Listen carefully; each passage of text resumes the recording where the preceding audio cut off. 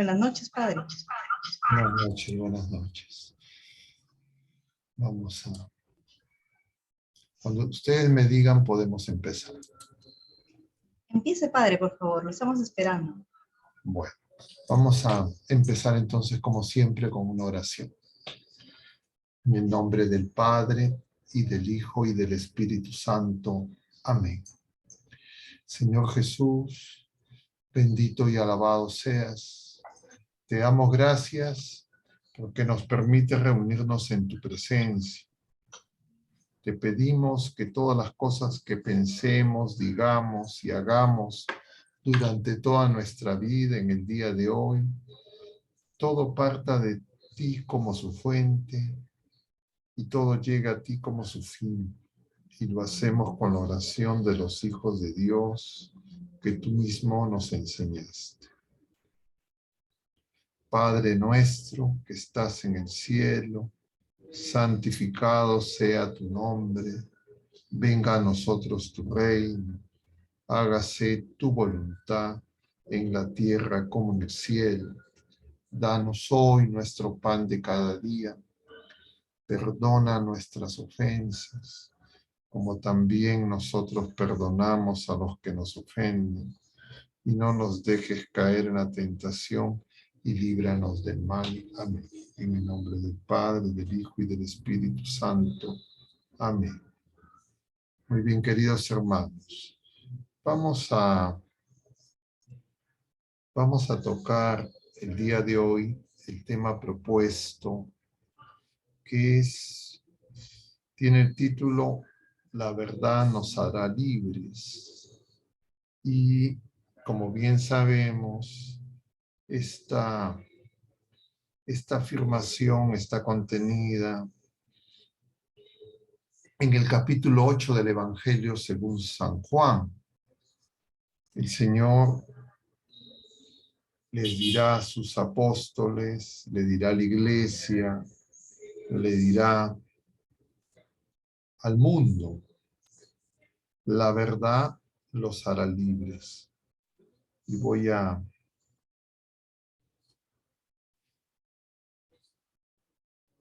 a leer específicamente el pasaje. Está capítulo 8, voy a leer del versículo 29 en adelante, del Evangelio según San Juan. Y el que me ha enviado está conmigo. No me ha dejado solo, porque yo hago siempre lo que le agrada a él.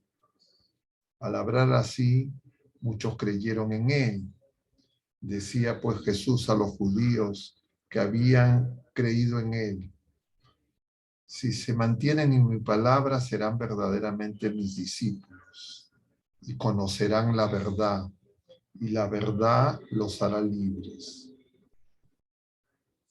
Ellos respondieron: nosotros somos descendencia de Abraham y nunca hemos sido esclavos de nadie. ¿Cómo dices tú, la verdad los hará libres?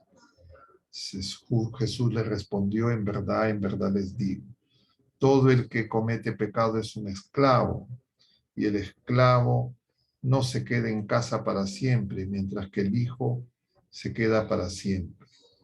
Si pues el Hijo del Hombre les da la libertad, serán realmente libres. Entonces, queridos hermanos, vemos el contexto de la afirmación. El contexto de la afirmación es permanecer en el Señor, guardar su palabra, y eso es lo que nos hace libres. Pero la idea de libertad y la idea de verdad, a lo largo de los siglos, y especialmente como veíamos en los jueves anteriores, cuando tocamos el tema del gnosticismo y del pelagianismo, y luego las consecuencias de estas dos herejías que decíamos que no han desaparecido, sino que de alguna manera se han actualizado en las ideologías y en las herejías contemporáneas hacen que muchas veces el ser humano tenga la paradoja de querer ser libre, pero sin Jesucristo. Querer ser libre sin Dios.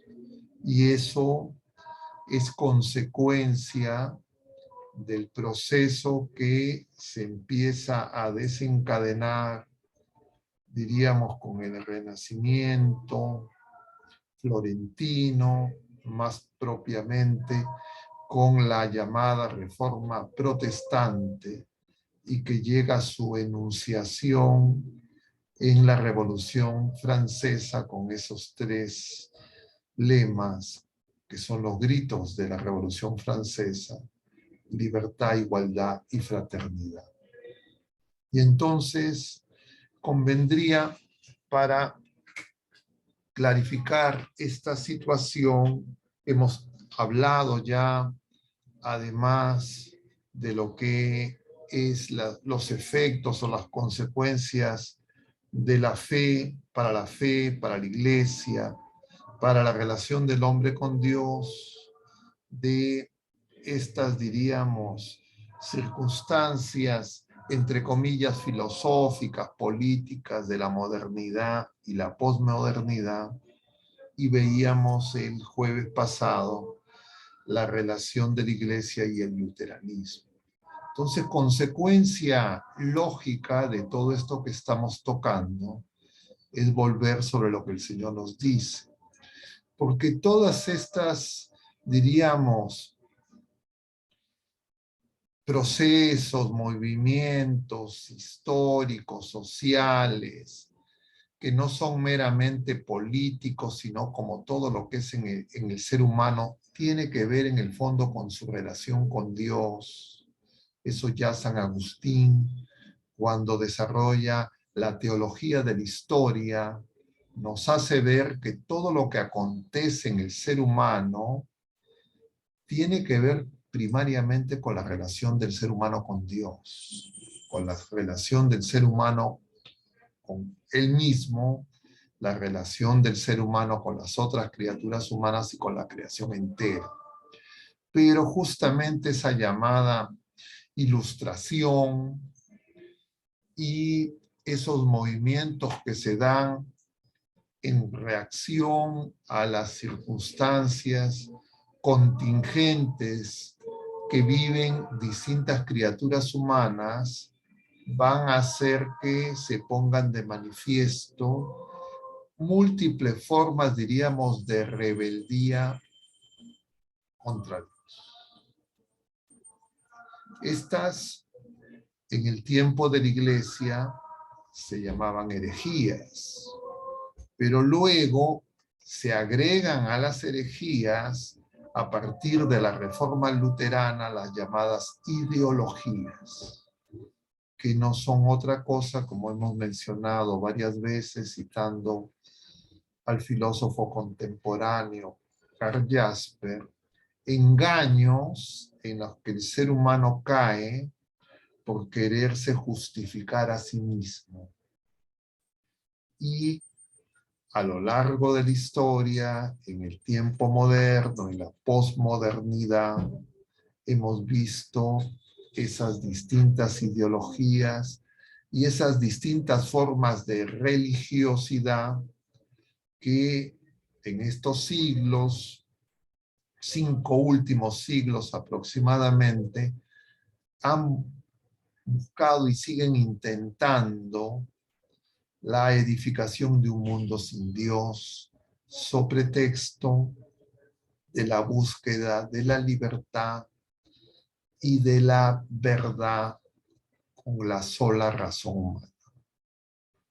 Y esto alcanza su despliegue acelerado justamente con la llamada Reforma Luterana, porque es Lutero quien primero desafía la autoridad de la Iglesia, desafía la autoridad de la tradición a la que niega y desconoce, igual que a la Iglesia de Cristo, y entonces quiere reemplazar, entre comillas, la autoridad con una supuesta libertad que no es otra cosa que el llamado libre examen, sola escritura y sola fe, que son los planteamientos que de alguna manera mencionamos el jueves pasado. Pero que en el fondo esos planteamientos a lo que apuntan es a resignificar la relación del hombre con Dios, con Jesucristo, Dios y hombre verdadero, y en realidad a deformar la revelación no solo en su letra, sino también en su interpretación, pero también a deformar quién es Jesucristo, quién es Dios y quién es el hombre. Pero esto muchas veces no lo alcanzamos a identificar y muchas veces ya en esta etapa posterior al modernismo, a esa visión agnóstica sucedida luego de esa visión atea, irracionalista, apoyada en las ciencias positivas, que al auge del desarrollo científico y tecnológico del siglo XIX creían haber, entre comillas, ya hecho obsoleta la fe. Y por supuesto ha producido grandes devastaciones, especialmente en el viejo continente. Y ahora vienen con toda su arrogancia a destruir la fe de nuestro continente, llamado por el Papa San Juan Pablo el continente de la esperanza. Pero muchas veces nosotros no alcanzamos a conocer la historia y en consecuencia podemos tener muchas confusiones y estas se van a presentar principalmente en, entre comillas, el entendimiento de los procesos sociales, políticos y en la comprensión moral. Y por eso es necesario saber que no podemos vivir en la verdad y no podemos ser libres si es que nosotros no vinculamos nuestras experiencias personales, familiares, sociales, en sus dimensiones temporales, con, diríamos, nuestro debilitamiento en la fe, consecuencia de las ideologías y del sistema educativo formal e informal. Dicho esto, tal vez sea un término, un planteamiento muy genérico, un tanto abstracto, pero quisiera simplemente recordar a modo de ejemplo cómo es que los planteamientos, diríamos, que se propagaron de manera conjunta para atacar a la Iglesia Católica, tanto de la llamada Reforma Protestante como de estas ideologías, siguen presentes y muy actuales en las sociedades contemporáneas y especialmente en nuestra realidad latinoamericana. Y quisiera mencionar cómo la propaganda, diríamos, luterana, se apoyaba en, entre comillas, la apología de la supuesta reforma, en decir que era un grito de libertad contra la ignorancia, contra las tiranías y contra la corrupción.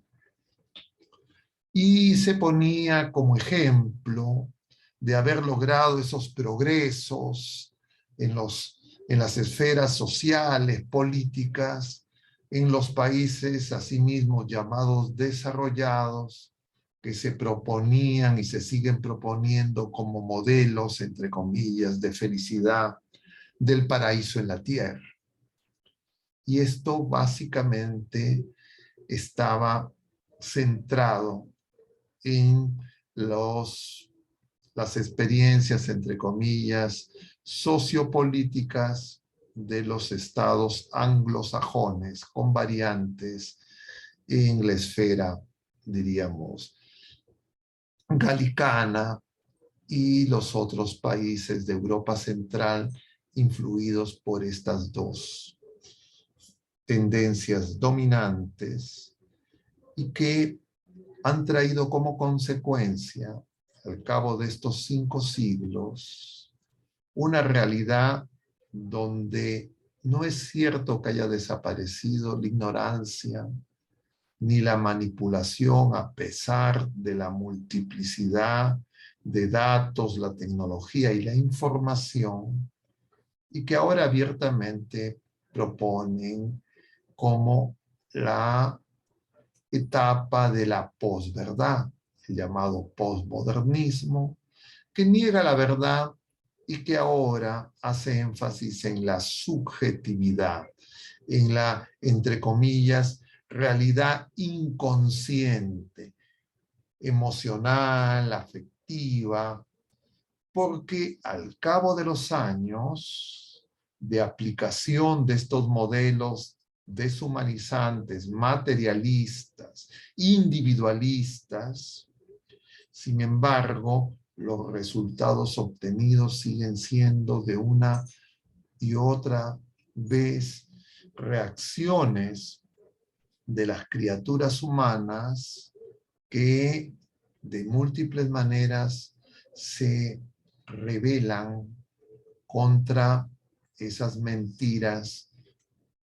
que son propagadas a través de todos los sistemas de propaganda, pero que de alguna manera intuitivamente el ser humano descubre como falsas. Y yo diría, tal vez el contexto actual, coyuntural, diríamos, de los acontecimientos desencadenados a raíz de los hechos en Rusia y en Ucrania, yo diría, iluminan, nos hacen comprender ese camino de mentira, error y justamente lejanía de Dios. Supuestamente, la ignorancia que se atribuía al hecho de que muchas personas hacia el siglo XVI no sabían leer y escribir, las realidades en el mundo eran principalmente rurales, campesinas, las ciudades aún no eran tan importantes y las realidades, diríamos, de la arquitectura de poder dominante en esa época, principalmente estructuras feudales y monarquías absolutas, le sirvieron de, diríamos, pretexto y de causa desencadenante para supuestamente proponer una vivencia más auténtica de la fe, del cristianismo, más justa y supuestamente más auténtica, más verdadera.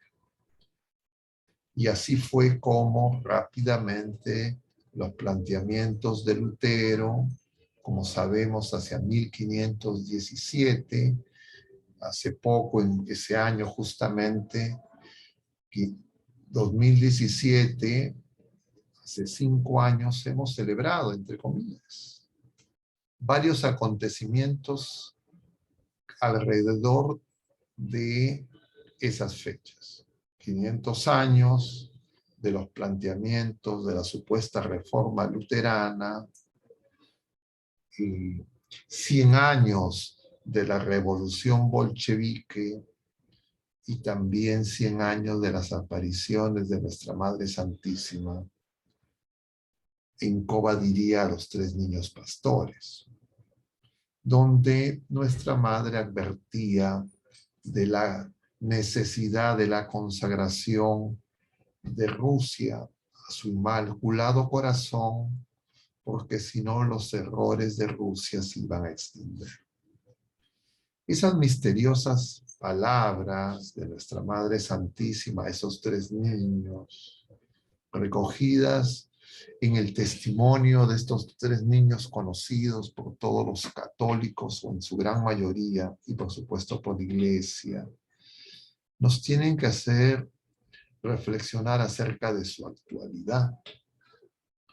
Porque las consecuencias de habernos alejado de Jesucristo, habernos alejado de la Iglesia,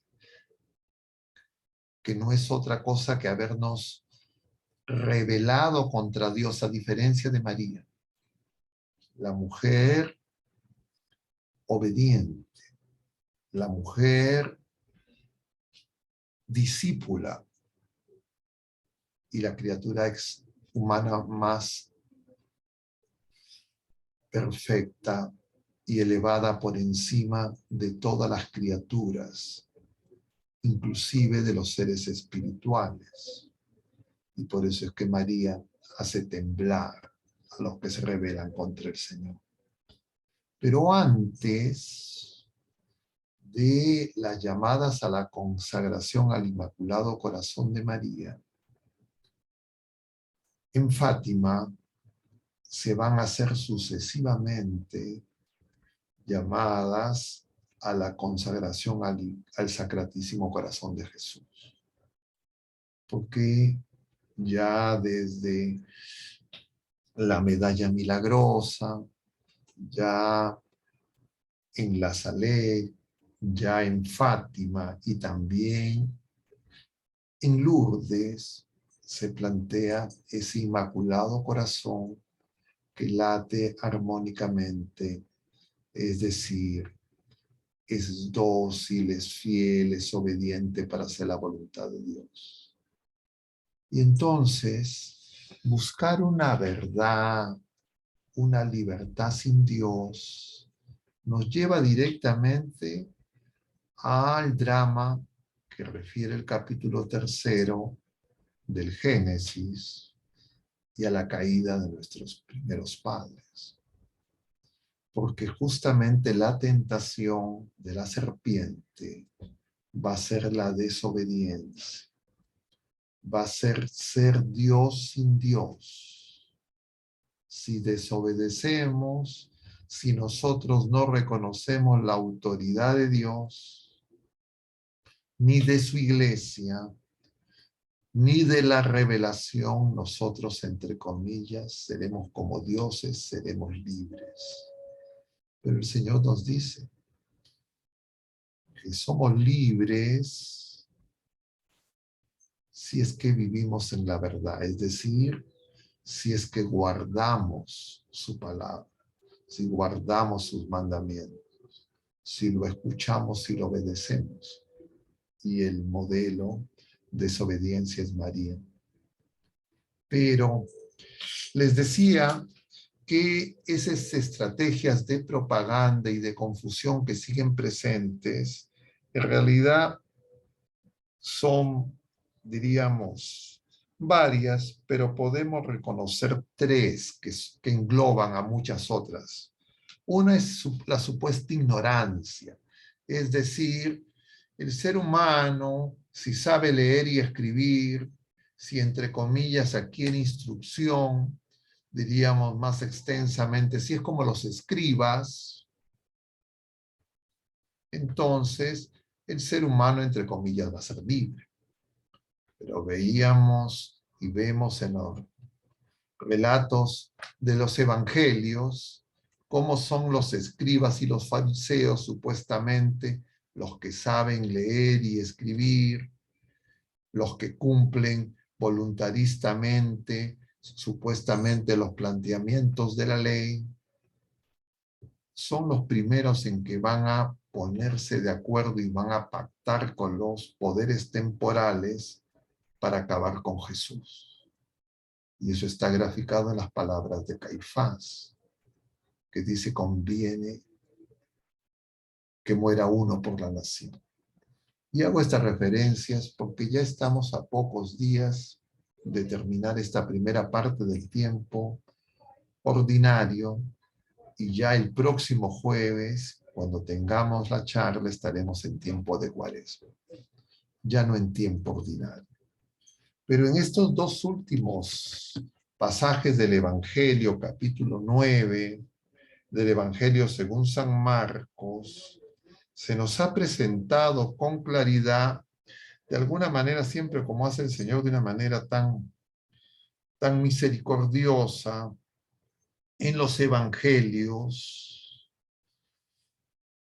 esta falsa libertad y la verdadera libertad. Y entonces veíamos ayer en el Evangelio según San Marcos, capítulo 9, y ahora en la continuación, cómo Jesús va. Bueno, conviene hacer la referencia que el día 22 que hemos celebrado, la cátedra de San Pedro, justamente el ministerio petrino, la enseñanza de los sucesores de Pedro, ahora el Papa Francisco, no hicimos la lectura del Evangelio que correspondía a ese martes de la séptima semana del tiempo ordinario. Si no hubiese caído 22 ese martes, hubiésemos leído, contemplado el pasaje de el Señor camino a Jerusalén y el segundo anuncio de la cruz. Y los discípulos van discutiendo en el camino. El Señor ya les habló de la cruz, ya llevó a 3 de ellos a manifestar su gloria al Tabor, llamándolos a la oración y a la escucha, y ya expulsado. Perdón, la expulsión viene después de ese espíritu inmundo, sordo y mudo. Pero en ese pasaje del martes, lo que vemos es que los discípulos discuten quién es el más importante. Y Jesús les pregunta de qué vienen hablando por el camino. Y ellos no quieren decirle al Señor, se avergüenzan. Y el Señor va a poner un niño en medio de ellos y lo va a abrazar y les va a decir: quien no se haga como el niño no puede entrar en el reino de Dios. Ustedes no sean y no actúen como los poderosos de este mundo. Y luego el Señor sucesivamente, eso ya ayer miércoles y hoy día, primero va a tener esa intervención de los hermanos zebedeos, que cuando no son acogidos en Samaria, están atravesando Samaria camino a Jerusalén, les van a decir que ellos han visto que hay otros que están expulsando demonios y se lo quieren impedir, y que están actuando en el nombre del Señor. Entonces el Señor les va a decir: no se lo impidan. Entonces surge esa primera advertencia de querernos adueñar del Señor. Nosotros querer ocupar su lugar, sentirnos privilegiados, únicos, y en consecuencia despreciar a los demás. Entonces el Señor ya les va enseñando ese sentido universal de su entrega generosa, que se cumplirá en su Pascua, como celebraremos próximamente. Pero luego, como veíamos el día de hoy en el Evangelio, ya lo que se va a producir es que en este pasaje del Evangelio, perdón, no lo tengo acá a la mano,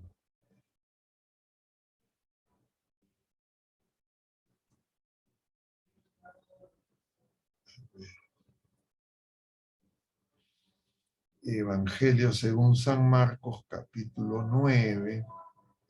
Estamos versículos del 41 y siguientes.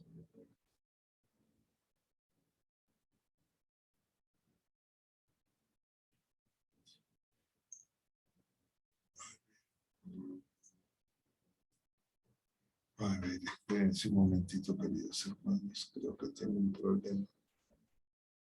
Vamos a verificar.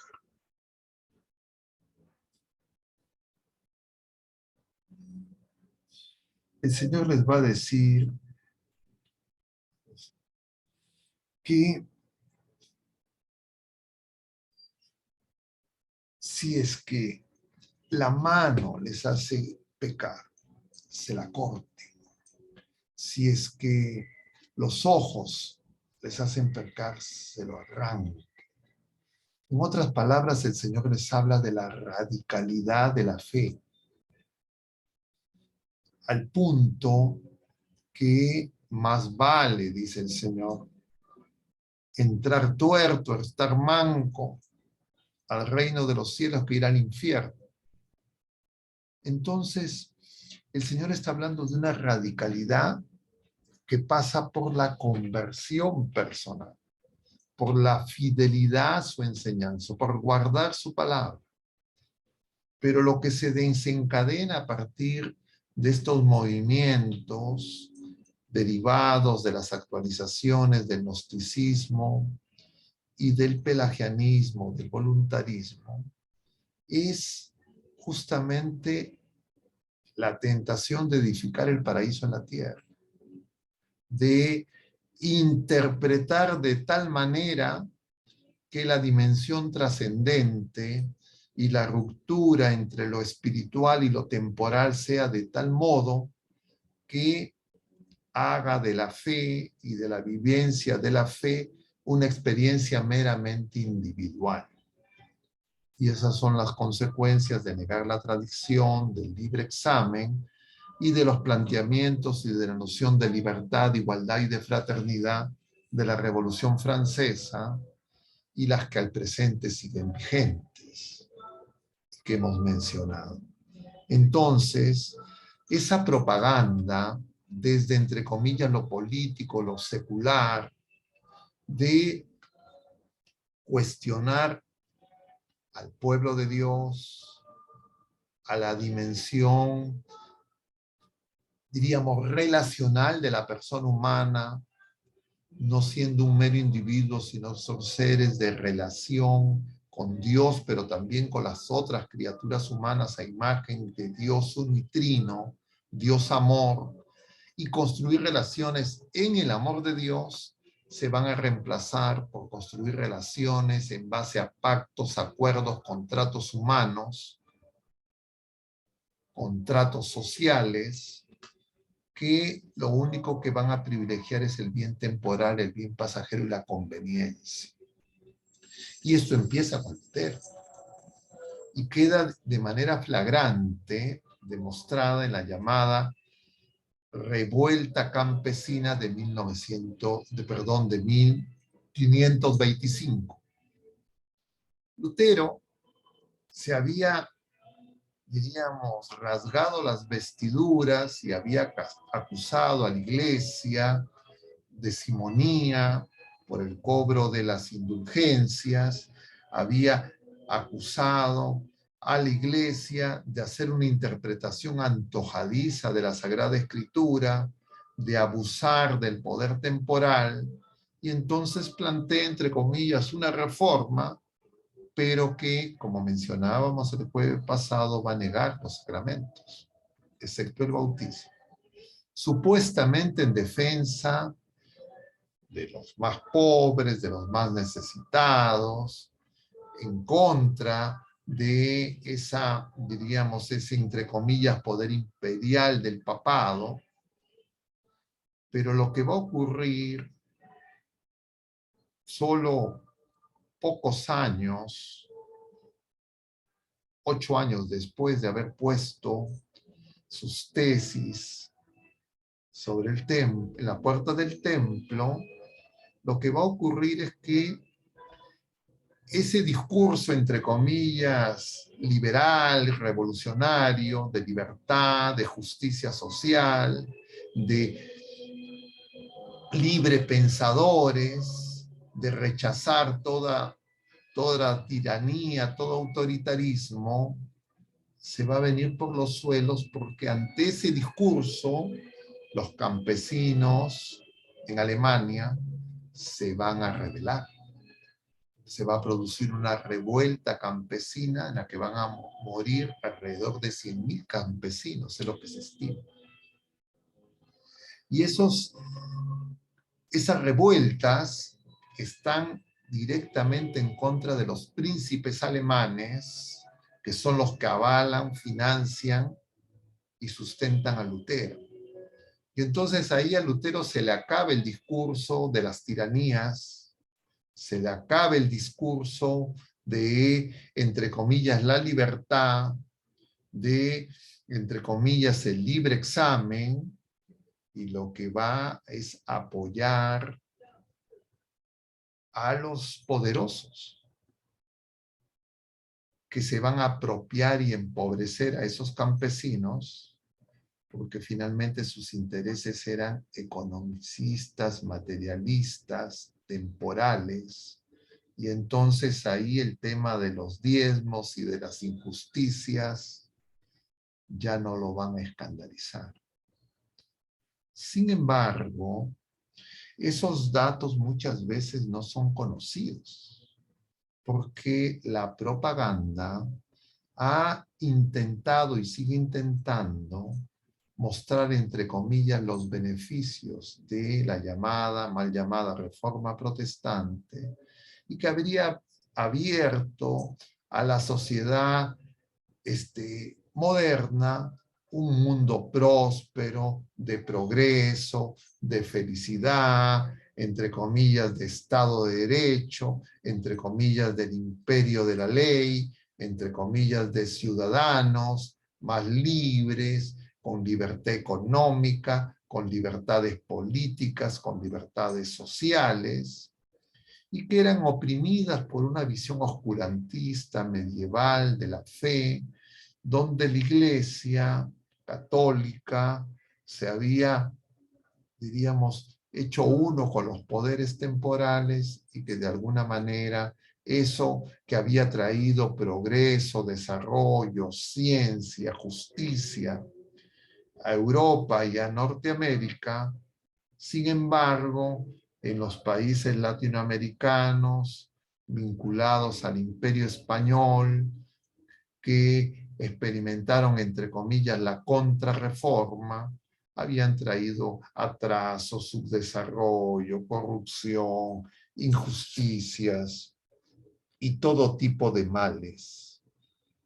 Pero lo que vemos al presente, y justamente en ese contexto postmodernista, es que eso además trajo, y conviene recordarlo, la Primera Guerra Mundial, la Segunda Guerra Mundial, las bombas atómicas en la Segunda Guerra Mundial, las matanzas y el holocausto nazi, y todas las guerras fratricidas a lo largo del siglo XX, y que luego, entre comillas, se reciclan bajo esta lógica materialista, cultural, en estas perspectivas de la revolución sexual, y donde el aborto, la eutanasia, son la expresión de esas libertades.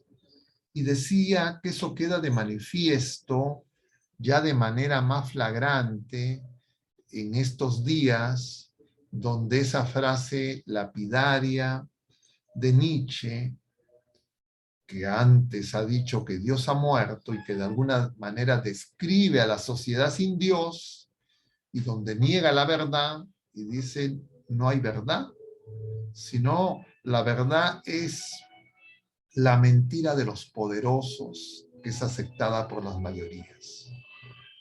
y entonces simultáneamente niega a Jesucristo, niega la encarnación, niega a Dios y quiere abrir el capítulo de una sociedad atea, agnóstica, sin Dios, que supuestamente va a traer el progreso. Pero lo que se produjo como consecuencia de esa conjunción de debilitamiento de la fe, ataque a la iglesia, confluencia de los poderosos de este mundo, más la deformación introducida con esa visión individualista de la fe, donde lo importante es el subjetivismo y Dios para mí, porque no hay un Dios en sí, Dios no puede ser conocido y entonces tampoco hay moral y el bien es el bien para mí y por esa razón coincide las visiones ateas que se desencadenan hacia 1917 en la revolución bolchevique, pero que hacia 1920 se va a producir la aprobación por ley, entre comillas, positiva en la Unión Soviética del aborto, el mismo año en que se crea la IPPF, que es la transnacional más grande del aborto, y sucesivamente son los países protestantes los que van a legalizar el aborto, porque en esa visión individualista ya se puede, entre comillas, porque el mundo es secularizado y la fe es meramente individual, privada, no pública, se pueden tener leyes donde simultáneamente se niegue la vida, se nieguen mandatos expresos de la ley natural, de la Sagrada Escritura, que supuestamente es el fundamento de la verdad, sin ningún problema. Y eso avalado por todos estos grupos protestantes, que en el mundo católico van a tener su primera manifestación en la Francia postrevolucionaria, ya hacia la década de los 70 del siglo pasado.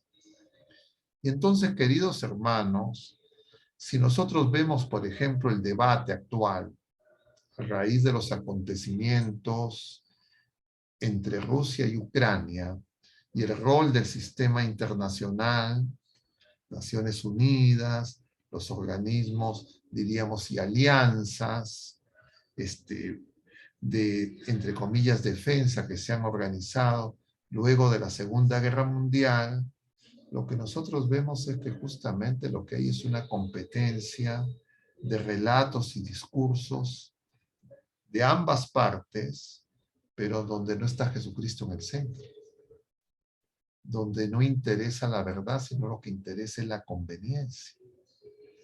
Y entonces simultáneamente se firman acuerdos y tratados, simultáneamente se dota de armamento bélico supuestamente defensivo y simultáneamente se acepta la muerte de los no nacidos, la eutanasia, y simultáneamente se habla de libertad, se habla de igualdad, se habla de derechos humanos. ¿Cómo lo hace el Foro de Naciones Unidas, que no se pronuncia en favor de la vida, pero que sí, entre comillas, quiere evitar las guerras, bajo la supuesta autodeterminación o tratados y acuerdos? Entonces no interesa la relación con Dios. Lo que interesa son meros acuerdos humanos. Dios es utilizado cada vez que convenga y en esas condiciones nosotros tenemos que preguntarnos si somos libres. Si es que los discursos retóricos en estos foros de los dirigentes políticos de los distintos países y potencias están verdaderamente buscando la libertad y la verdad.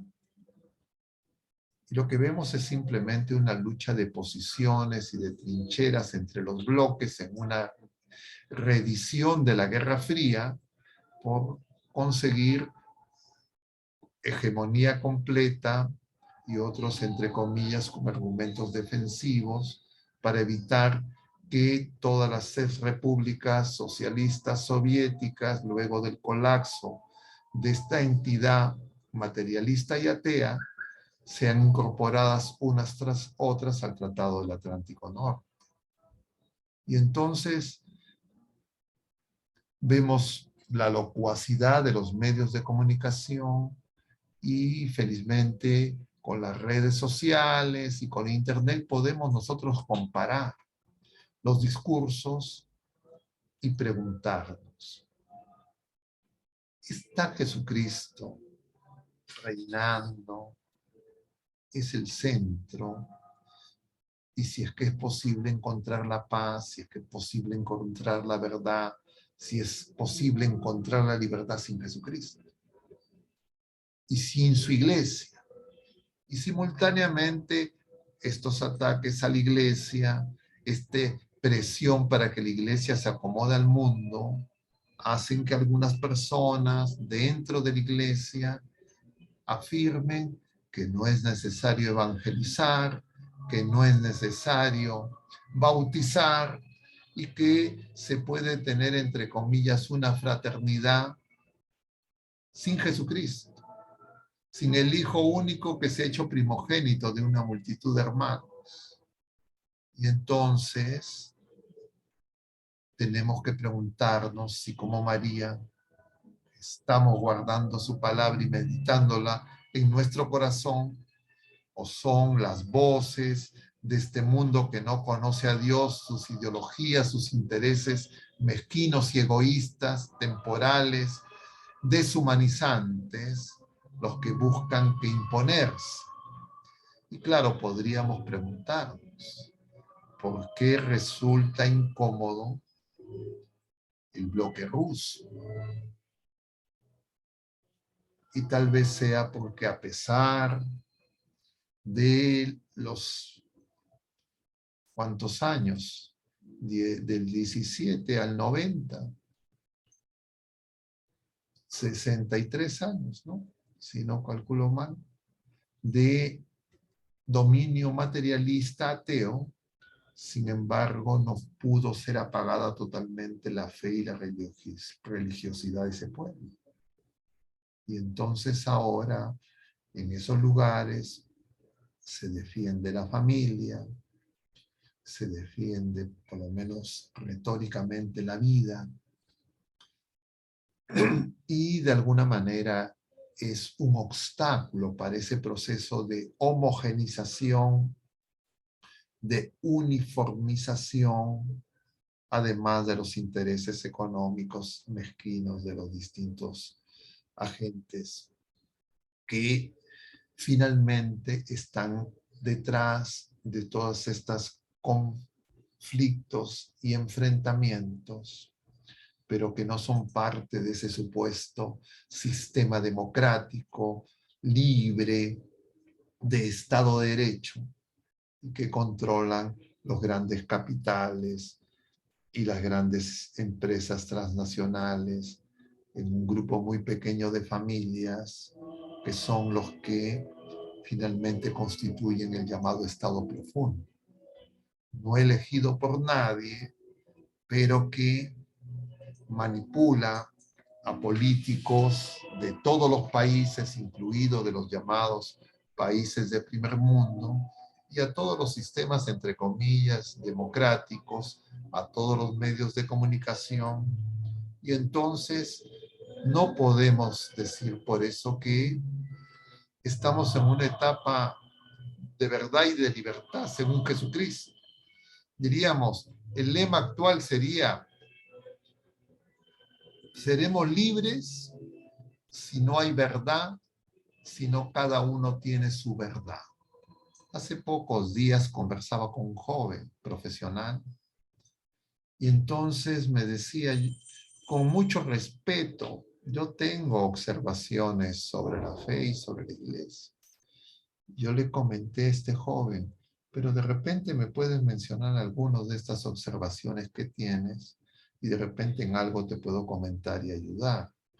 Y entonces este joven me decía, yo estoy en contra de los dogmas. ¿Y por qué te ofenden los dogmas? ¿En qué te incomoda que haya dogmas? Porque los dogmas lo que hacen es afirmar la verdad. O sea, tú crees que la verdad atenta contra la libertad, atenta contra la subjetividad, atenta contra la felicidad. Y justamente les decía a ese joven, esas visiones subjetivistas, individualistas, no son nuevas. Son consecuencia de ese proceso de modernización que mencionábamos, citando a Descartes en jueves pasados y que voy a volver a repetir, que plantean esa famosa máxima, pues, de cogito ergo sum, pienso, luego soy. Entonces ya no es el Señor, como le revela a Moisés, yo soy el que soy, sino yo soy sin Dios. Y yo soy sin Dios si es que mi pensamiento filtra y decide qué de la divinidad, qué de la revelación y qué de la iglesia me resulta, entre comillas, aceptable, compatible con mi subjetividad, y yo, entre comillas, me pongo por encima de Dios. Pero claro, ignorando que esa subjetividad, que esa autoconciencia, no es algo que uno tiene innato, sino que a través de todo este aparato de propaganda, prácticamente desde que venimos a la existencia somos bombardeados. Muchas veces en el seno de nuestras familias, a veces a través de nuestros propios padres, de los profesores, de los adultos, que con una fe debilitada, sin el encuentro personal con Jesucristo, no pueden ser testigos de la verdad y entonces tienen una vida dividida, como estos seguidores de Lutero, que en la práctica, en el mundo, son ateos, agnósticos, y que reducen su fe a una práctica religiosa cuando acuden a misa, cuando acuden a celebrar los sacramentos, pero que en el día a día no pueden dar razones de su esperanza. Y entonces lo que nos falta es conversión. Simultáneamente muchas personas que cuando ven los males externos en el mundo, en la iglesia y fuera de la iglesia, llaman a respuestas radicales, a reacciones, sin comprender lo que el mismo Señor nos dice. Primero nosotros, para poder dar testimonio de la verdad, nosotros para ser testigos necesitamos conversión. Pero si la iglesia deja de predicar la conversión, si la iglesia deja de anunciar el evangelio, si la iglesia cree que es más importante, entre comillas, los elementos temporales, pasajeros, desconectados de nuestra dimensión trascendente, de nuestra llamada a esa vida nueva, a ese hombre nuevo, a ese hombre espiritual del que nos hablaba San Pablo en la segunda lectura, y no simplemente al hombre terreno, sino buscar al Señor, que es el Espíritu que da vida, el nuevo Adán, y en María la nueva Eva, la figura más eminente de la iglesia, Madre nuestra.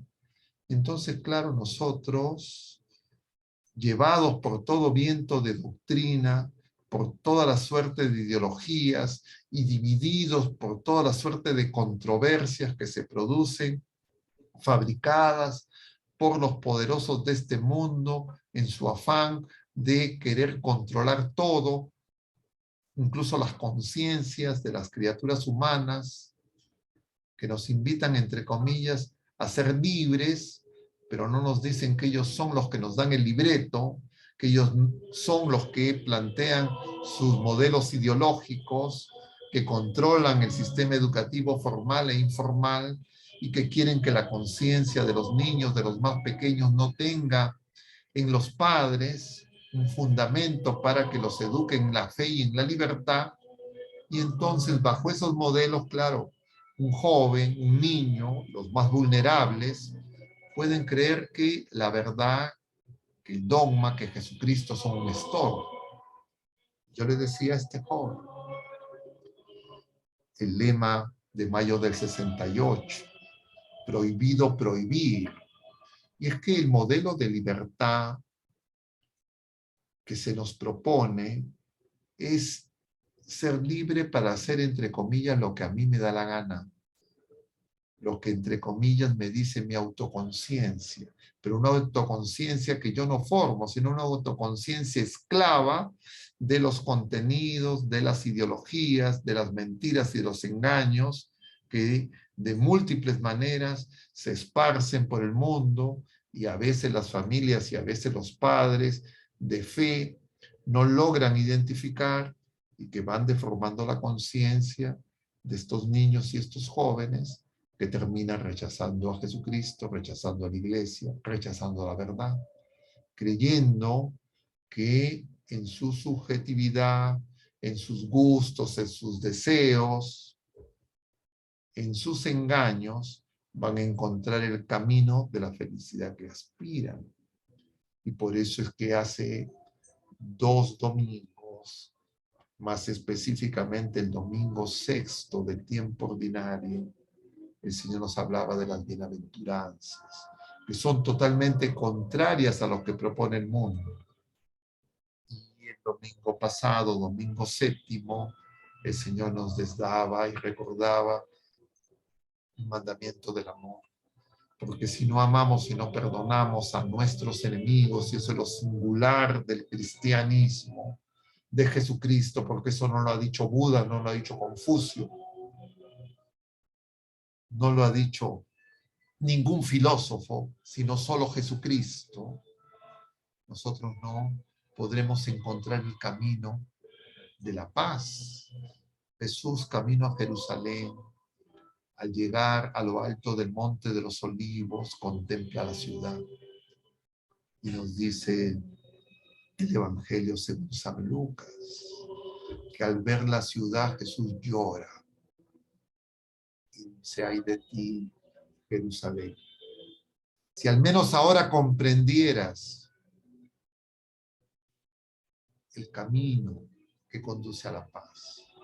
Y entonces todas esas discusiones que nos hablan de la paz, que nos hablan de cómo, entre comillas, construir una civilización, entre comillas, con Estado de Derecho, con el respeto del derecho internacional, de la autodeterminación de los pueblos, pero que tienen la industria bélica, uno de los sectores lucrativos más importantes, y que necesita vender sus productos, y que simultáneamente, a través de esos otros venenos contra los inocentes, envenena a las mujeres, diciéndoles que es su derecho, es su libertad decidir sobre la vida de inocentes, a quienes les quita la condición de personas humanas, a pesar de los avances científicos y tecnológicos que nos dicen todo lo contrario.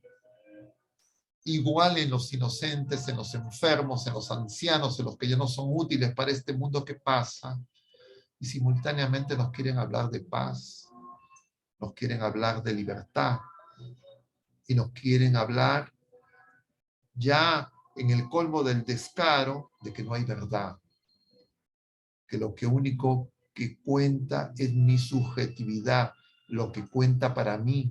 Entonces ya no estamos ni siquiera en la etapa de los filósofos griegos, Sócrates, Platón y Aristóteles, que defendían la verdad contra los sofistas, sino nos hemos retrotraído a la etapa precientífica. Y por eso, queridos hermanos, nuestra fe defiende la verdad. Nuestra fe, la revelación, el Señor, Dios y hombre verdadero, nos dice que la verdad nos hará libres. Y Él es el testigo de la verdad. como le dirá Pilato, porque Él es la verdad, Él es el camino, Él es la vida, como le dirá Tomás en la última cena. Por eso, queridos hermanos, estos temas que pueden parecer un poco ya conocidos, es que este tema es aburrido porque yo ya sé qué significa la verdad los hará libres, o yo creo que tengo mi propia libertad.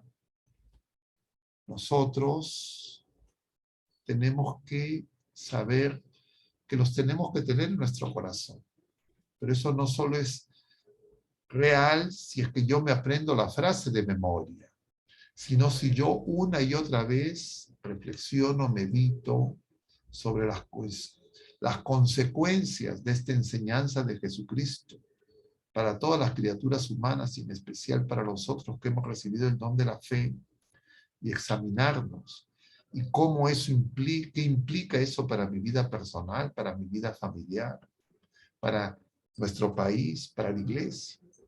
Porque si es que yo no tengo claro que la corrupción es un conjunto de pecados, voy a creer que la corrupción se puede resolver simplemente con leyes humanas, se puede resolver con acuerdos políticos, con poderes temporales, y no me doy a dar cuenta que todo pecado es rechazar la verdad, rechazar a Jesucristo, o creer que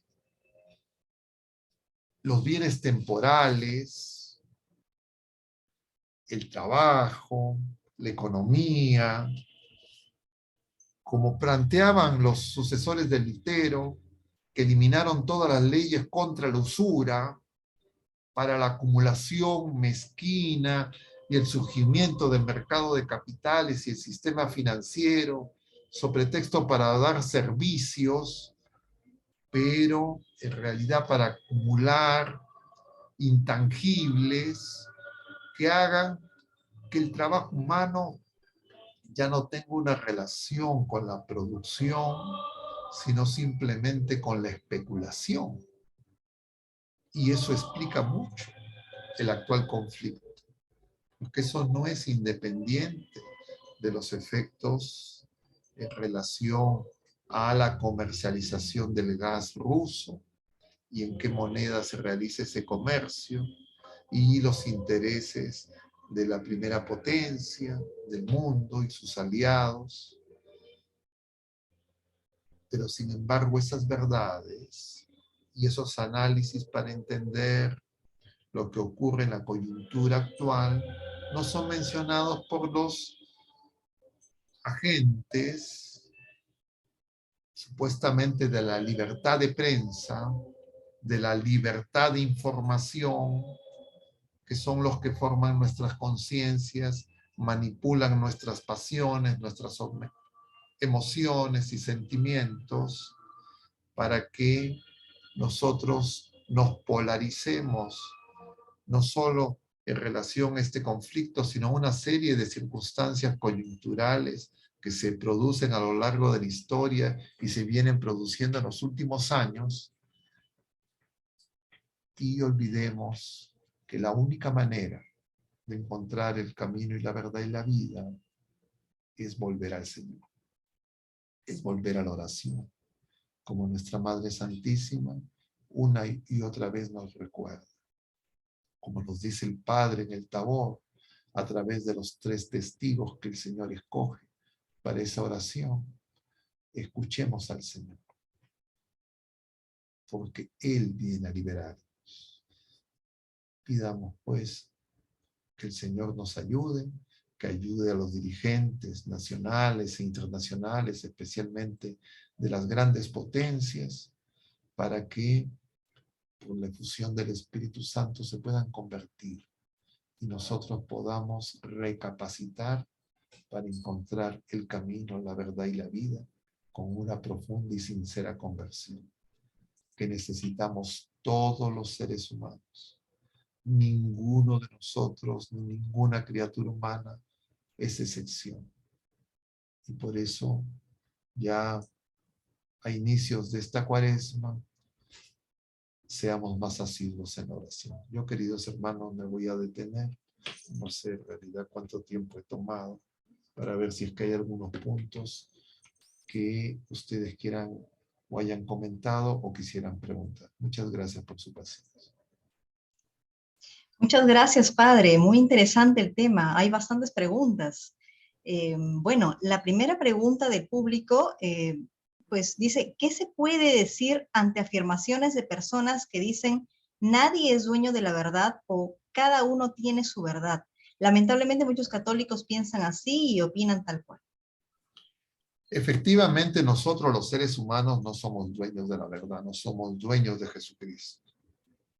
Pero Jesucristo es la verdad. Entonces sí, efectivamente, yo podría decir, cada uno es dueño de su verdad. Eso es absolutamente falso, porque significaría cada uno es dueño de su Jesucristo a mi manera. Y no, Jesucristo no fue descuartizado. Jesucristo fundó en sus apóstoles su iglesia y nos ha dejado sus sacramentos. Y en su iglesia, en sus sacramentos, en su misterio revelado, en la revelación del misterio y la intimidad y del amor de Dios manifestados en la cruz, nosotros encontramos la verdad de quién somos las criaturas humanas.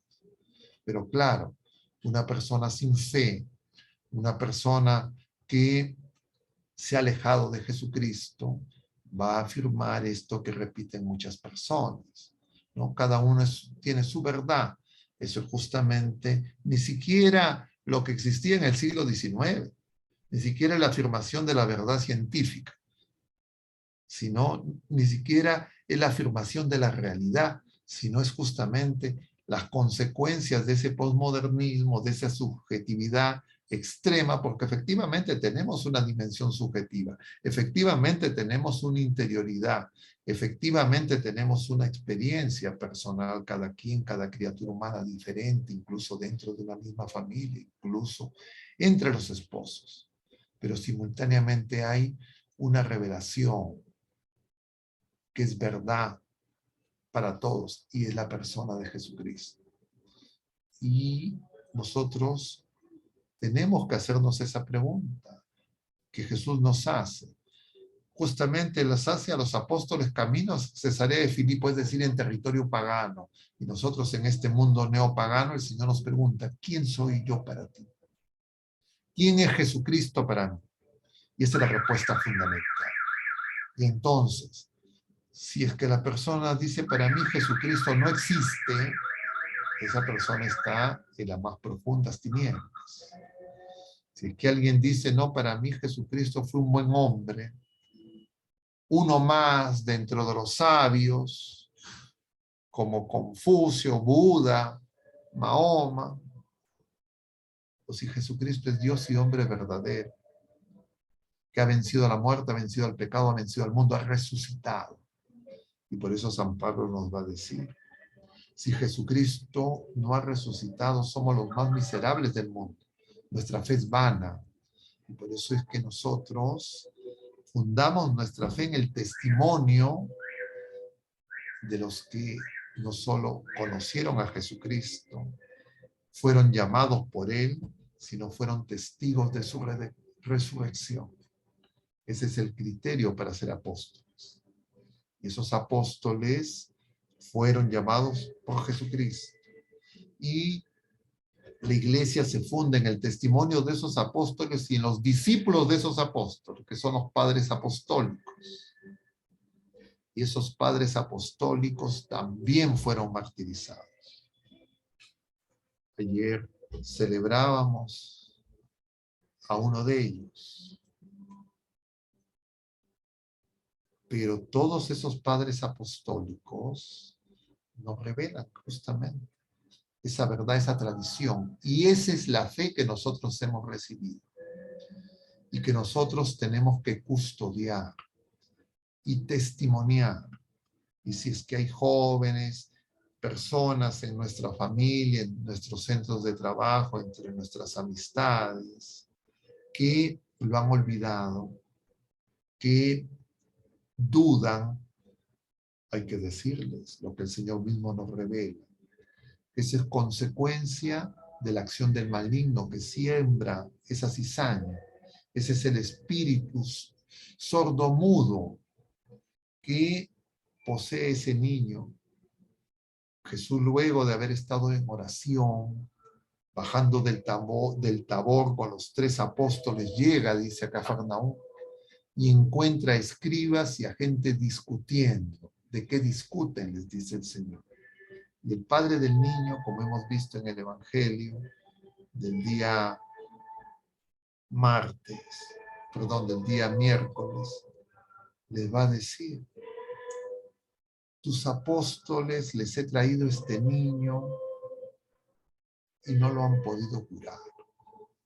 Y el Señor le va a decir: hombre sin fe, y va a liberar a ese niño.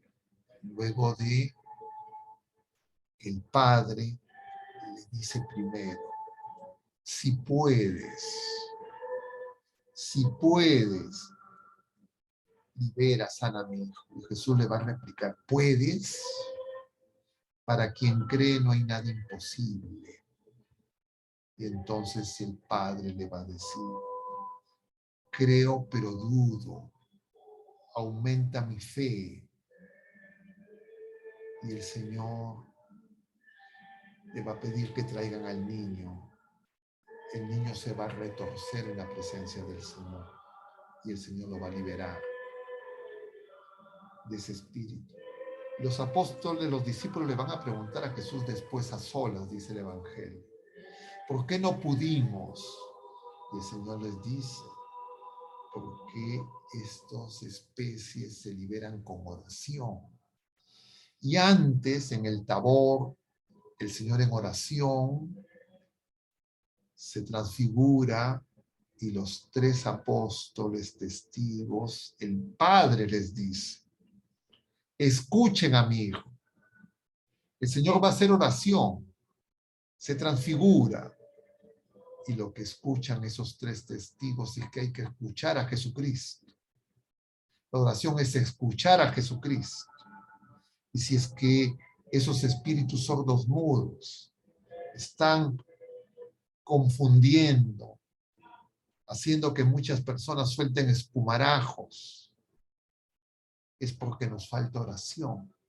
Y por eso nuestra madre, cuando viene presurosa en nuestro auxilio, al ver lo lejos que estamos de su Hijo amado, como en Caná de Galilea, también nos va a decir: hagan lo que Él les dice. Y entonces eso que ahora muchas personas creen que es contrario a su libertad, que es contrario a la verdad, es nuestra fe. Y nosotros estamos perdiendo la fe porque no escuchamos al Señor. Porque creemos que orar es echarle discursos al Señor solamente. Y nosotros, ya lo mencionaba en uno de estos jueves, nuestra madre le va a decir a esos niños pastores esa recomendación de los 5 primeros sábados. Esos 5 primeros sábados implican Eucaristía, confesión, es decir, los sacramentos de Jesucristo, contemplar los misterios y rezar el rosario. Entonces, rezar el rosario y contemplar los misterios no son cosas que yo puedo separar. Pero contemplar el misterio no es simplemente leer el pasaje de las Escrituras y del Evangelio, sino contemplar y meditar el misterio es preguntarme una y otra vez: ¿qué tiene que ver conmigo? ¿Qué tiene que ver con mi familia? ¿Qué tiene que ver con la iglesia? ¿Qué tiene que ver con nuestro país? El que el Señor se haya encarnado, el que el Señor se haya anunciado a María. ¿Qué tiene que ver con que nuestra madre de pocos días de gestante haya ido a visitar a Isabel? Y así con cada uno de los misterios de Jesucristo. Yo tengo que darme cuenta que esos misterios no es simplemente algo que compete a Jesucristo o algo del pasado, que tenía que ver con Juan Bautista, con Isabel, con Zacarías y con María, sino tiene que ver con cada uno de nosotros, de los bautizados y con todas las criaturas humanas. Y entonces hasta que yo no encuentre ese sentido en la oración y no guarde, no vaya una y otra vez en la oración a preguntarle al Señor, yo todavía no estoy haciendo oración, yo no estoy escuchando al Señor. Y entonces no voy a tener la fortaleza para dar testimonio del tesoro que he recibido. Y voy a creer que mi fe es simplemente conocer pasajes de la Escritura, algo meramente intelectual, o diríamos participar en la celebración de parte de la liturgia, pero no la voy a vivir. Entonces voy a tener una fractura entre mi vida, entre comillas, de fe individual, privada, encerrado en mí mismo, y mi vida en el mundo, en los ambientes, como dicen. Y no voy a ser testigo, no voy a fermentar nada, porque me voy a atemorizar, porque voy a tener miedo, no puedo ser testigo, no puedo ser mártir. Y mártir significa testigo. Por eso, queridos hermanos, nosotros necesitamos una y otra vez ir nuevamente a Jesucristo, convertirnos, pedirle la gracia de la conversión y una y otra vez empezar de nuevo, pidiéndole al Señor que seamos verdaderamente hijos de Dios, que vivamos en la libertad de los hijos de Dios, que no seamos atrapados por todas las trampas de este mundo que pasa y no me estacione cómodamente creyendo que yo soy mejor que los demás, que yo ya voy a misa, rezo el rosario, me golpeé el pecho, porque eso sería caer en un engaño. No estoy diciendo que no hay que rezar el rosario, no estoy diciendo que no hay que vivir los sacramentos, sino que no hay que vivirlo solamente externamente, sino que hay que acercarnos al Señor, porque es el Espíritu Santo el que nos revela la verdad completa. No la podemos alcanzar por nuestros propios medios. No es simplemente un ejercicio intelectual, no solamente es estudiar teología, como decía este teólogo Baltasar, sino que se necesita hacer oración, pero verdadera oración. No sé si con eso los ayudo un poco. Disculpen si me extiendo más de la cuenta en algunas preguntas. Buenas noches, padre. Pasamos a la segunda pregunta, que es un comentario y a la vez una pregunta. Nos dicen, padre, así como la revuelta de los campesinos alemanes que mencionó usted, también se encuentra la revuelta de la Vendée contra la Revolución Francesa y de marcado origen procatólico, pero no conocemos mucho sobre ellas porque la Iglesia no difunde mucho, ¿no? Son claras muestras de fe y de amor a Dios por parte del pueblo que era mal llamado ignorante por parte de los ilustrados, ¿no? ¿Qué podría decirnos sobre esas revueltas? Bueno, es que es entrar en otra charla. Muchas cosas se pueden decir. Pero en general, la respuesta del mundo, diríamos del príncipe de este mundo, ante la verdad revelada en Jesucristo, siempre es la violencia. Siempre es el odio, la ira desmedida. Siempre es buscar que silenciar. Está en la historia de los profetas. Está en San Juan Bautista, el último de los profetas, se le corta la cabeza. Está en la historia de los apóstoles, todos de alguna manera martirizados, de manera violenta. Juan no llegó al martirio, pero fue acosado, preso, encerrado, perseguido. Los padres apostólicos en su gran mayoría fueron mártires.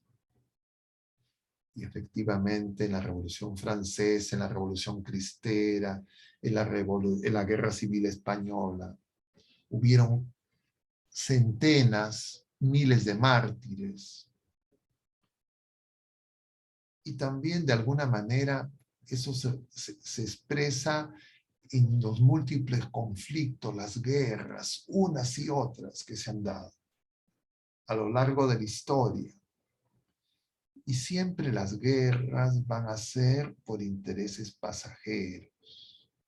Inclusive la guerra de los 30 años, que con la paz de Westfalia se sentó, entre comillas, las bases del actual sistema internacional, que ahora tiene su expresión en el sistema de Naciones Unidas y todo el sistema de cooperación bilateral y multilateral. Todas esas formas de acuerdos humanos, de, entre comillas, encontrar la paz, incluida la Liga de las Naciones, incluido el sistema de Naciones Unidas y todos los acuerdos, incluidos los que se desencadenaron el 2014, supuestamente para establecer la paz. Si no volvemos a Jesucristo, es simplemente un placebo, es simplemente un sintomático que lo único que hace es posterga, encubre las injusticias, los conflictos, la mentira, el odio y finalmente la imposición de los poderosos. Entonces, por eso, queridos hermanos, nosotros tenemos que darnos cuenta, como nos decía el Papa San Juan Pablo II, que somos el continente de la esperanza. Y cuando él señalaba eso para nuestro continente, es porque de alguna manera nosotros hemos hasta ahora conservado en medio de tantas dificultades la fe. Pero ya desde las llamadas guerras de la independencia, hace 200 años, en promedio para nuestro continente, y este año pasado hemos celebrado los 200 años en nuestro país de las llamadas independencias. Todas esas fueron aplicación de las ideologías de la llamada Revolución Francesa a nuestro continente, que tenían como objetivo secularizar, romper los vínculos familiares, instaurar la visión, diríamos, atea, pagana, materialista, individualista, sin Dios.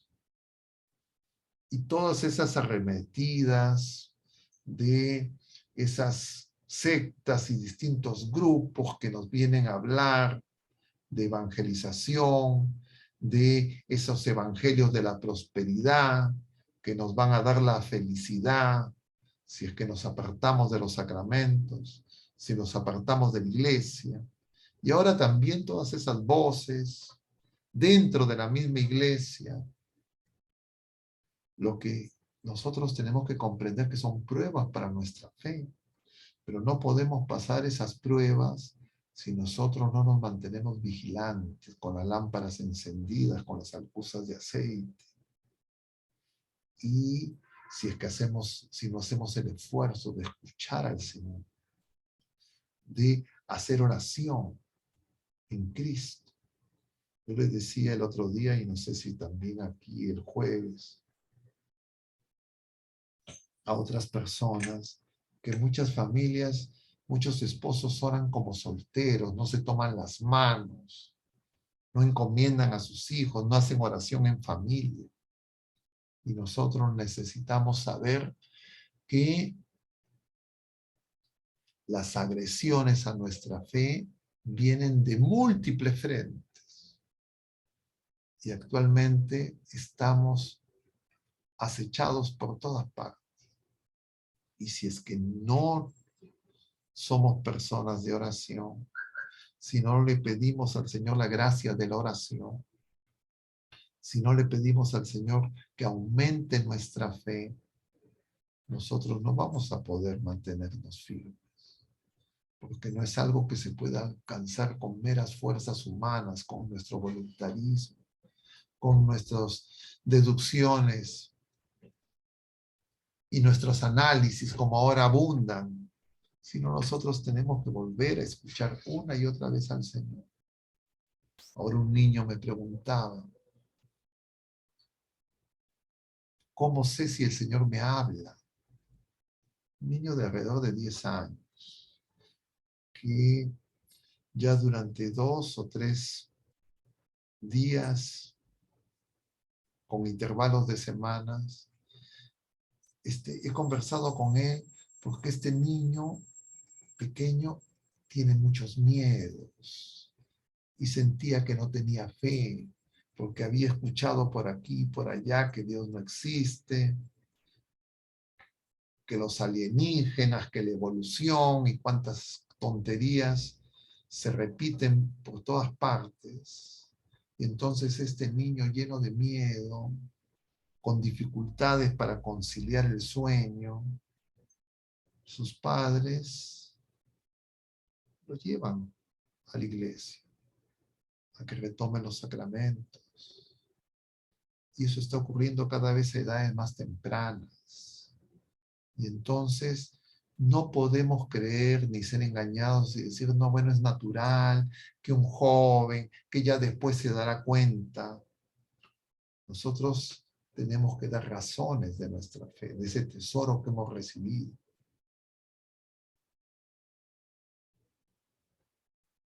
Y entonces, efectivamente, existe multiplicidad de ejemplos, multiplicidad de casos, de masacres, de muertes de inocentes, como las que mencionan en la Revolución Francesa, en la Vendée. El martirio siempre es, la sangre de esos mártires es semilla para nuevos cristianos. Pero claro, si es que nosotros contemplamos la experiencia de esos testimonios, pero que muchas veces no conocemos. Hace poco se ha estrenado la semana pasada, si no me equivoco, aquí en nuestra ciudad, esa película Corazón Ardiente, que no sé si ustedes la han visto. Yo les recomiendo que la vayan a ver. Porque, claro, de manera muy escueta y comprimida, en el lenguaje cinematográfico, lo que nos muestra es pues, justamente esa persecución a la fe. La iglesia es perseguida, siempre ha sido perseguida, pero a veces no nos damos cuenta.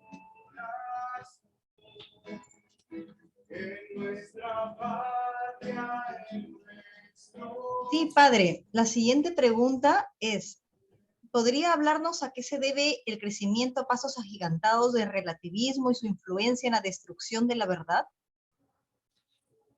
Es justamente lo mismo que hemos estado diciendo. El relativismo, es decir, la negación de la verdad, se instala cuando nosotros debilitamos nuestra fe. Si es que nosotros tenemos fe viva, no hay relativismo, porque el relativismo es lo opuesto a la verdad, es decir, lo opuesto a Jesucristo, a la verdad revelada. Entonces, si es que crece el relativismo a pasos agigantados, es porque nosotros estamos descuidando nuestra fe, estamos descuidando la oración, estamos cayendo en los engaños de ese demonio sordo y mudo, que hace dos cosas: que no escuchemos al Señor y que no demos testimonio del Evangelio.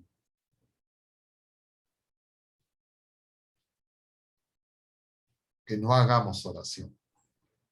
Y por eso el Señor les dirá, esa especie se derrota con, se expulsa con, se libera con oración. Si algo podríamos, diríamos, enfatizar de todo lo que estamos comentando en estos minutos, es que reflexionar sobre la verdad y la libertad necesita que nosotros abramos nuestro corazón a la verdad para ser libres. Y eso significa abrir nuestro corazón a Jesucristo. Y eso es vivir los sacramentos y ser personas de oración, familias de oración, comunidad orante. Padre, en estos tiempos de las falsas verdades, de la posmodernidad, esta semana hemos recibido una triste noticia sobre el aborto en Colombia y que es una amenaza también para toda América Latina y cada vez más latente, ¿no? ¿Qué argumentos nos podríamos dar en contra del aborto y el falso derecho a libertad? Usted ya ha tocado ese tema, ¿no? Pero es un tema tan actual que nos piden que se haga esta pregunta.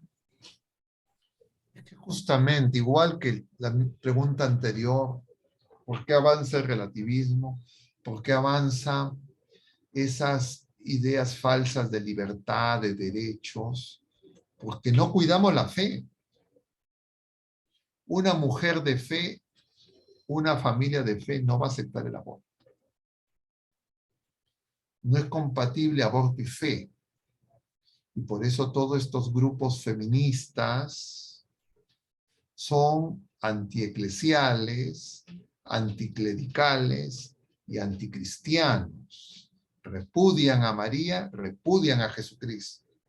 Entonces, si nosotros creemos que enfrentar esa realidad es un problema, entre comillas, legal, es un problema meramente político, es un problema meramente sociológico, antropológico, nos equivocamos. Es un problema de fe. Entonces, hasta que no nos demos cuenta de eso, vamos a creer que no tiene nada que ver con la fe. Efectivamente, los mandamientos son ley natural. Es decir, no sería necesario, no hubiese sido necesario que sean revelados. Pero justamente porque nosotros heridos por el pecado tenemos una razón que tiene dificultad para encontrar la verdad, para descubrir esa ley natural, es que el Señor misericordioso nos ha dado los mandamientos. Y Jesucristo viene a dar plenitud. Y la plenitud la realiza en su cuerpo, en su sangre, en su alma, en su divinidad, en su Pascua. Él nos testimonia el valor de la vida humana y cómo defender la justicia, cómo defender la vida, cómo buscar la paz si los poderosos le hacemos la guerra a los débiles, a los más pequeños. Hay gente que se escandaliza y dice, bueno, Rusia es un país mucho más poderoso, tiene el triple de habitantes que Ucrania, es una relación de confrontación desigual, efectivamente. Pero cuánto más desigual es cuando todo el sistema político, el sistema legal, la sociedad en su conjunto, los gobernantes, los legisladores, supuestamente elegidos por un pueblo que es mayoritariamente católico, aprueban esas leyes. Entonces, nosotros tenemos que darnos cuenta que justamente todas esas ideologías de la cultura de la muerte son hipócritas cuando hablan de paz, cuando hablan de derecho internacional, cuando hablan de diálogo diplomático para resolver los conflictos, pero sin embargo desconocen a las criaturas humanas más vulnerables, más pequeñas y más necesitadas. Sin ningún argumento científico, sin ningún argumento de razón, simplemente en el capricho, en la mentira y en la falsa libertad que le prometen a esas mujeres que su libre elección, que pueden decidir sobre su cuerpo, y si es que matan a los inocentes, son más libres. Y entonces veíamos los titulares de los medios de comunicación de este sistema de la posverdad, como a raíz de estas noticias en Colombia decían, triunfo de las mujeres. ¿Cómo puede ser triunfo de las mujeres? En primer lugar, porque esos inocentes asesinados, muchos son mujeres. Pero además porque están convirtiendo a las mujeres en sepulcros de sus hijos, en el campo de concentración, de exterminio de sus hijos, en el campo de batalla para el asesinato de sus hijos. Y esas mujeres ya son madres. No es que van a dejar de ser madres. Ya son madres. Y el crimen del aborto es un escándalo que cuestiona todo discurso de humanismo, de derecho, de separación de poderes, de justicia, de verdad, de libertad. ¿Cómo puede ser derecho el derecho a matar a inocentes? Por eso, queridos hermanos, nosotros tenemos que tener estas cosas claras, porque necesitamos dar razones, porque el mundo da sin razones. El mundo, los medios de comunicación, el sistema educativo a nivel escolar y ahora y superior, da sin razones, da falacias, da mentiras, da engaños, y los padres tienen que prepararse para enseñar a sus hijos desde pequeños y saber que cuando están enviando a sus hijos a esas llamadas instituciones educativas por las que pagan, están enviándolos a lugares donde les van a lavar el cerebro, les van a robar la fe. Entonces no los pueden mandar como ovejas en medio de lobos. Ellos tienen que cuidarlos.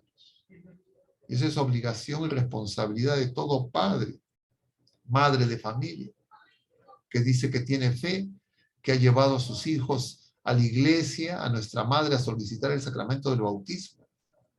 Porque los padres y los padrinos se comprometen a dar testimonio de fe, a educar a sus hijos en la fe. Y entonces, ¿cómo pueden cumplir ese compromiso del cual el Señor les tomará cuentas? Si los entregan en medio de esos lobos o a través de esos aparatos que en las redes sociales y en internet, los celulares, etcétera, los niños de edades muy tempranas acceden a esa información que es puro veneno. Tenemos que despertar.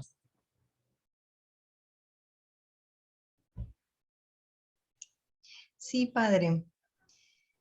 Sin duda el tema de la libertad y sus implicancias permiten entender mejor los acontecimientos actuales. Bajo ese paraguas, ¿en qué medida el bautizado en general está llamado a llevar la palabra a pesar de los obstáculos modernos? No es en qué medida, en todas las medidas. Nosotros somos llamados a ser testigos. El Señor nos envía a todos, clérigos y laicos. Entonces no es que tenemos que descubrir, nosotros tenemos que ser evangelio vivido, porque estamos llamados a la santidad. El Señor nos dice, sean santos y perfectos como el Padre Celestial es santo y perfecto. Es la obra del Espíritu Santo. Si yo no quiero pecar contra el Espíritu Santo, yo tengo que hacer la voluntad de Dios. Y la voluntad de Dios es que yo viva en Cristo, viva en el Espíritu. Entonces, eso de creer que no, que a mí no me toca, yo no soy sacerdote, no soy religioso, yo no pertenezco a ningún grupo, no soy catequista, no, es el propio de todo bautizado. Y los padres que han llevado a sus hijos a solicitar el bautismo tienen que preparar desde pequeños a sus hijos para que puedan cumplir esa responsabilidad, esa obligación. Porque ese compromiso han adquirido los padres, pero sus hijos como bautizados, cuando reciben la confirmación, cuando reciben los sacramentos de iniciación cristiana, ya tienen que asumir esa tarea. Entonces no es para algunos, es para todos.